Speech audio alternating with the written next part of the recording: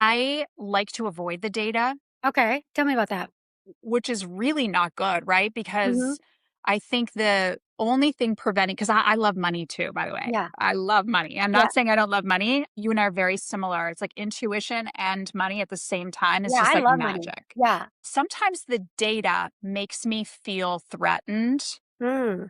like it can rob me of my creativity. Like if the data tells me something I don't want to hear, it's like that little girl in me who's like, I can't afford to lose how good this feels to Mm. be playing in stores every day. So if Hmm. the data shuts that down, I would rather not look at it. That And makes that's a a lot of sense. problem because that is a nervous system thing that Hmm. I want to and do try to work through a little bit, to say, Hmm. okay, I'm a businesswoman. It would be really great to know all the data. It doesn't mean I don't look at my numbers, but I don't spend a lot of time there. I don't think you would be very happy with me to know my daily practice around my data. But here's the thing is I have found that there are certain personality types that have to protect their own creative interests. And I really honor and respect that because I would rather you not pay attention to the data if you're going to sitting there refreshing every 2 minutes and then feel really bad Yeah, about yourself. And then you bring that type of energy into your next video. And that that's is right. just a road to nowhere.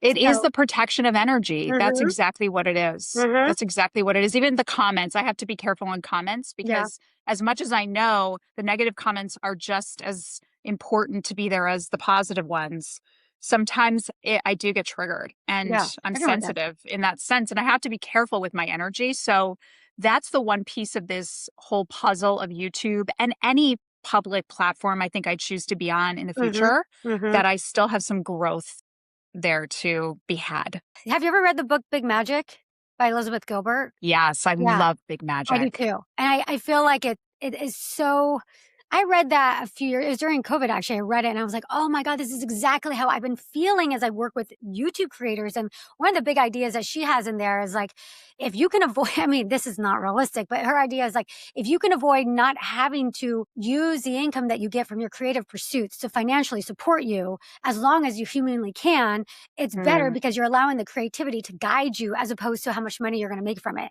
And I think that's that's right. so true with YouTube. Is that always feasible? Not really. Like in your case, it sounds like you had a very supportive husband. Maybe you had some money saved up. Maybe you had some money coming in from other sources, and you were able to dive creatively into a space that it didn't necessarily require you to have an ROI that week, that month, that year, Right. maybe.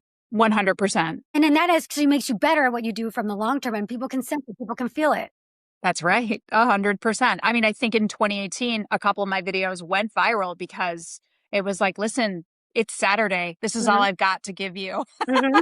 And I Yeah, have no expectation other than I would like to have like 10,000 subscribers. Like yeah, that's my goal. yeah, Okay. yeah, And lo and behold, the video blows up and it's like, oh, wow, how did that happen? yeah. And the minute those kinds of things happen, that's when the real work begins. Cause then Yes, you're like, oh, wait, now your ego's at play, right? And then you yes. start shutting yourself down. Or we talked a little bit about nervous system stuff. Hmm. And it's like, without you even knowing it subconsciously, you're sort of pulling your energy back because it's scary out there.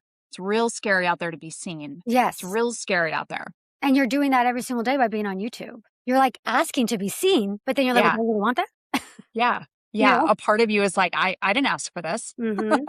And Yeah. you don't even know that you have these limited beliefs that are controlling that. But the truth is, it's just all in the range of normal, right? When Mhm. like, I love that visual where it's like the little tiny circle and it says you are here.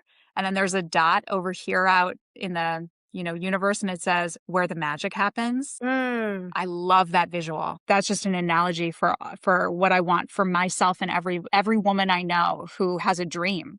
It's like I Mhm. have to leave that little box. Yeah. That's where the magic is. Yeah. So you have to get outside of like the confines of what we created for ourselves. The comfort zone. Yeah, the Yeah. comfort zone. I mean, with YouTube, it's a real lesson in facing your fears and moving beyond it. Yeah. Yeah. 100%. And I think any woman should be really acknowledged for their chutzpah, or what do you want to call it, for like getting onto YouTube, right? The Lulu of getting onto YouTube and say, you know what, people are going to want to watch me long form.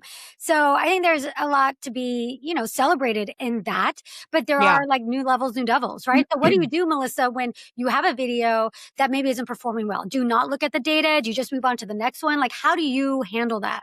Yeah, it's a great question. I do get curious first. I'm a coach. I'm a Hmm. trained coach since 2005. So for me, it's like, let's just hit the neutral button for a moment and say, what is this? There's different videos for different people on your channel. Hmm. And that idea of like a community video is always going to get less views, but Yes. it's always going to be higher value. So sometimes I look at that and say, okay, this is interesting. This would Hmm. be what I would call my core group. Like if Yeah. I have a core group of women watching, it's these 5,000 women. It's These the women are hub going to watch content. That's why I everything. call it the hub content.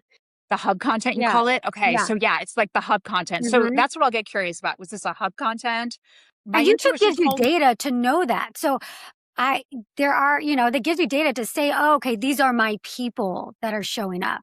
I'm gonna have to hire you to take me through my I back know end. what they do. Seriously, it's so bad. I mean, my And husband says it's the same okay. thing. He goes, "Honey, can I just sit down with you and can we go through your analytics?" I'm like, Yeah. "No, no." I'm like, "Yeah, let's do it," but then it never happens. Yeah. So But yeah, that's you're interesting. doing some good things, but YouTube does tell you, because that is really important distinguishing factor that I always look at is like, okay, when I'm working with someone, I'm like, okay, this is going to be like, I call it like a viral video, meaning like this is going to go beyond your main people, or this is your hub. And in the niche that you're in with this shopping, social shopping, selling niche, your hub content is very powerful, because a lot of times that's actually what makes you the most amount of money.